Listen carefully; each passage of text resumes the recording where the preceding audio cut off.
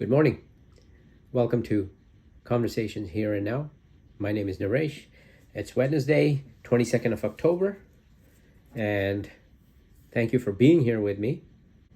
I'm going to be discussing Ontario's health system today. And why am I discussing Ontario's health system today? There's always challenges with it, right? But I just saw this statement made by the Ford government a few days back. And it said, Ontario hospitals with deficits, so Ontario hospitals with deficits must create 3-year plans to balance their budgets, which may include service cuts or bed closures as a last resort. The Ministry of Health has directed this, assuming a smaller annual funding increase of 2%. The Ontario Hospital Association, OHA, reports a $360 million deficit for the last fiscal year and estimates a $1 billion need for the current year to keep pace with inflation and population growth, even after some government funding. So basically, the gist of it is, I guess some hospitals, it didn't name which hospitals there in that article, are running deficits. That happens in government agencies when systems are really stretched thin. So the point that I wanted to make before I begin looking at this is that a few months back, Doug Ford and his government said they would spend billions of dollars. We're talking upward of $50 to $100 billion trying to build a tunnel on the 401. So they're going to do that, and I have covered that in one of my previous podcasts, so you can look that up if you wish. So they're going to do that. At the same time, they're going to be cutting, or they're threatening to cut funding from hospitals, with services cut off and bed closures. That is absolutely unacceptable in this day and age. So what I'm going to do is look at what is the problem with our healthcare. A lot of people don't think about this until they absolutely need it. We go about our business day in, day out, go to work, come home, make dinner, look after kids, look after yourself, go to sleep next day, and rinse, repeat, do the same thing again. But there comes a day when you need to go to the hospital for emergency. And we all know what that is like. So I'm going to look at 10 points about what are the problems with Ontario hospitals today, and 10 points at the end as to how it can be fixed. So point number 1, everybody knows there's extremely long wait times. You go to the hospital, ER, because you're suffering, You're really suffering, and you end up waiting 8 hours to 20 plus hours, especially in busy urban hospitals or during flu/COVID seasons. And we know the flu and COVID seasons are coming. So it's a little bit of advice to everybody: get your flu shot. It's just a vaccine, Whether you want to get COVID shot or not, but get the flu shot. Surgery backlogs. Many patients wait months or even years for non-urgent procedures like hip replacements, cataract surgery, or MRIs. And that is 100% true. We all know that, how hard it is to get an MRI nowadays. Or to get a joint replacement. You hobble around for months and months and months waiting for your turn. The triage system prioritizes emergencies, meaning anyone not in critical condition can wait endlessly. And that is absolutely 100% true. Everybody, including myself, have been to a hospital, doesn't matter which one, and the wait is definitely 8 hours to 20 hours plus. That's point number 1, extremely long wait times. Point number 2, severe staffing shortages. Thousands of nurses and doctors have quit, retired early, or left for other provinces or other countries. I don't think they're going to the U.S. I think the U.S. ones are coming here, fleeing from Trump and his goons. So thousands of nurses and doctors have quit or retired early. And that especially happened after COVID. It was a very difficult time. It seems that the system never really recovered from that. Many hospitals rely heavily on agency nurses who cost much more per shift but offer less stability. So if a hospital is running, because a couple of people have called in sick or whatever, vacations, they call agencies to get their nurses. And you have to pay a hell of a lot more for that than to hire a nurse on full-time basis or even part-time basis. Overworked staff often report unsafe patient-to-nurse ratios, leading to burnout and mistakes. And these 3 points, are 100% true. Hats off to all the nurses and doctors that work in these hospitals and everybody else that works in hospitals, because they face a deluge of people who are not well coming in. Number 3, overcrowded and underfunded hospitals. Ontario has one of the lowest hospital bed to population ratios in the developed world. This should not be happening at all. We're not the United States. Okay? ERs frequently experience code gridlock, patients waiting in hallways or ambulances because no beds are available. We've all seen that. Gone to hospital and you can see stretchers after stretchers lined up in the hallways. That's not good. These people need, even if the room has 7 or 8 people, they need some privacy. They lay in these hallways, basically it's called hallway medicine, okay, and they suffer. And that kind of suffering is not acceptable. Infrastructure is aging. Many hospitals haven't been significantly updated in decades. And we all know that as well. Some hospitals are being updated, yes, but a lot of hospitals have not. Number 4, funding cuts and privatization pressure.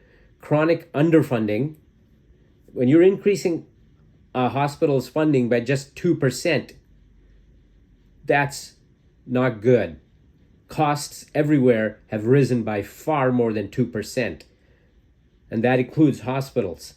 Chronic underfunding means hospitals run at near 100% capacity year-round, leaving no buffer for surges. The government has increasingly relied on private clinics for surgeries and imaging, raising fears of two-tier healthcare where wealthier patients get faster care. And that's absolutely here in Ontario. Okay? Private clinics are here, and under our universal healthcare, that's not allowed. Private clinics are here, and private MRI clinics are here. That's a for-profit system, and that's unacceptable. These should be public funded for all public. Administrative spending and political interference often take priority over direct patient care.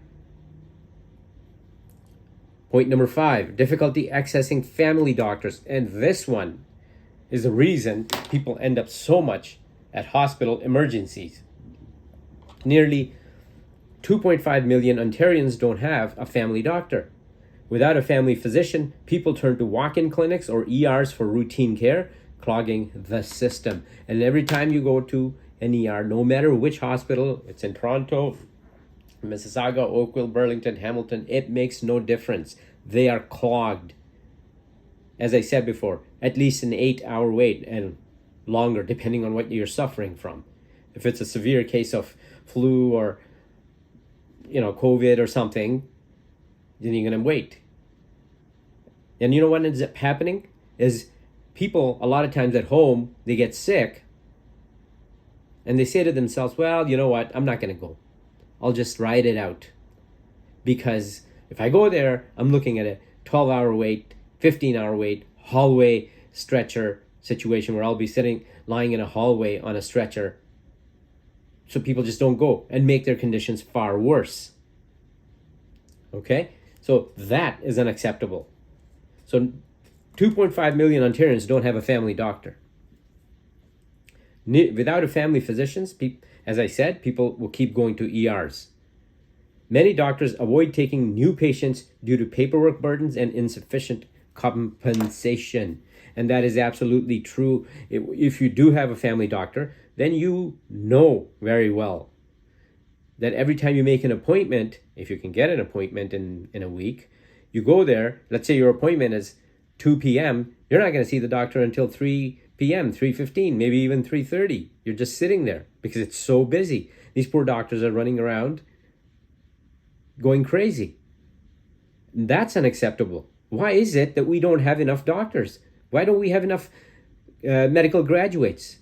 Because the government has ignored this year after year after year. And it's the Ford government that's been in power for the last 2 elections. So this is unacceptable. They can't blame the previous governments anymore. Not especially when you can spend $50 billion and more for fantasy tunnels in the 401. Point number 6, long-term and elder care failures. Long-term care homes are chronically understaffed with low pay for perpetual support workers, PSW. That is so true. If you are a millionaire with deep pockets, you can get into a really nice long-term care home with full staffing, lunches, dinners, breakfasts, everything. But if you're like the rest of us, who don't have millions of dollars and end up in a long-term care home, God help you. A lot of times people don't end up in long-term care homes. They end up staying with their kids. And that's difficult for the kids because they become the sandwich generation, looking after their kids and looking after your parents. The wait list for long-term care can be years long, forcing families into crisis.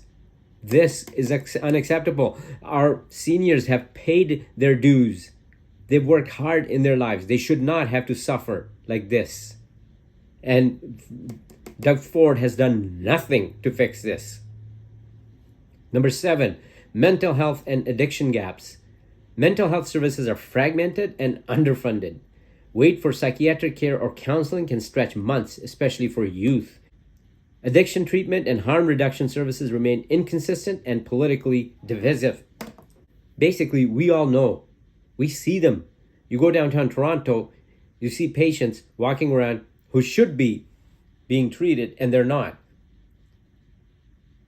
These people are suffering as well. They need help. Yet we're going to go get 50 to 100 billion in tunnels while everybody else is suffering in our healthcare system. Ambulance delays and offload problems. Paramedics often wait in ER hallways because hospitals can't accept new patients. This causes ambulance shortages across cities, people waiting longer for 911 responses. Code zero events, no ambulance available, happens regularly in major regions. This is so true. As I said, we've all seen it in hospitals, in the hallways. Paramedics will be just sitting there and waiting for a doctor to accept the patient. They can't leave that patient. Sometimes it's a mental health act person. It could be somebody who's having some kind of a health issue, but they can't leave there until the hospital, the nurse, or the doctor accepts that patient. And sometimes that can be 6 to 8 hours for these ambulance, and it's usually 2 of them. So they're sitting there waiting, doing nothing. Absolute waste of time. Number 9, bureaucracy and paperwork. Ontario's health system is notorious for complex administration and red tape. Doctors and nurses spend excessive time on forms, billing codes, and compliance instead of patient care. Layers of management, slow decision making, and innovation. There is no innovation to make things better for people out here. None. There is innovation to come up with 50 to 100 billion for tunnels, but none, absolutely none for hospitals. In fact, Doug Ford now is threatening to cut funding and services and beds instead of fixing things like this, bureaucracy and paperwork. Try going from one doctor if you have somehow who maybe he retires. Try going to another doctor if you can find one. If you do find one, then try having your records sent over. It should all be on a computer system in this day and age. There should be no issues looking things up. No, you have to have that transferred. You have to go through a rigmarole just to get that done.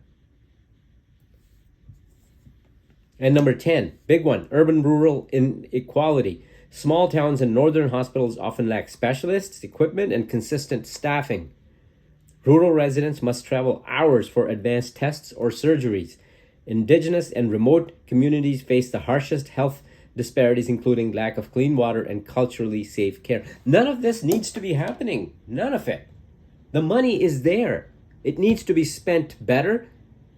It needs to be spent properly in all these areas, the 10 points that I have mentioned, because people are suffering. You may think that you won't need this, you don't have to worry about it. Yes, you will. Sooner or later, everybody ends up in a hospital. And God help you if you're up north somewhere. If something happens, they don't have the specialists.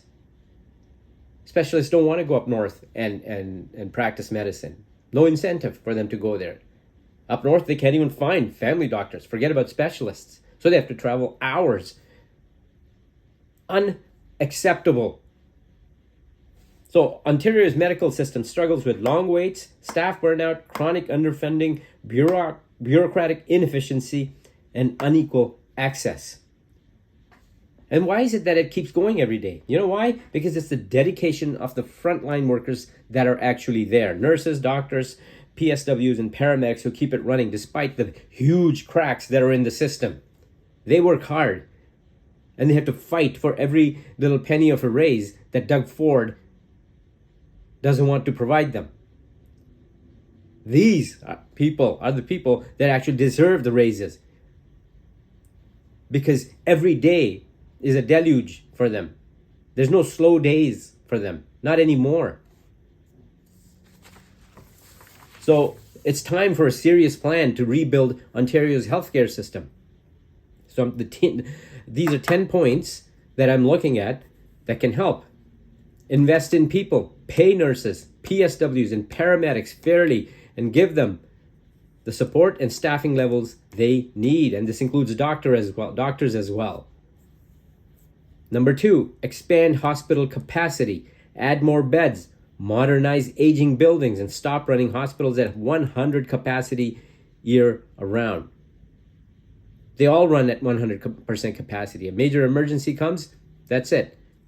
How do you think things will go if another pandemic came along with this system that we have? It would be a disaster.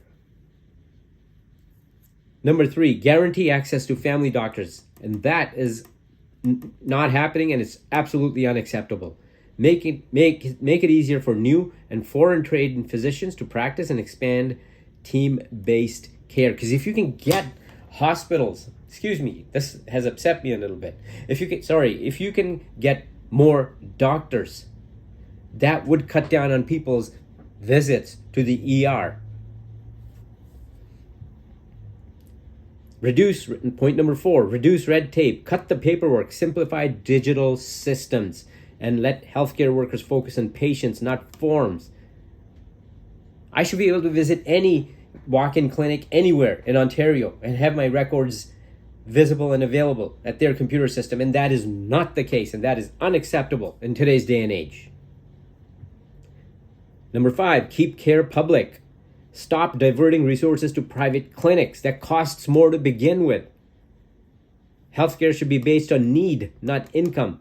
Right now, there are clinics available where you can pay, $2,500, $3,000 a year, and you can get appointments anytime with a doctor. You can get your MRI done right away. Any surgeries needed, you can get them done right away.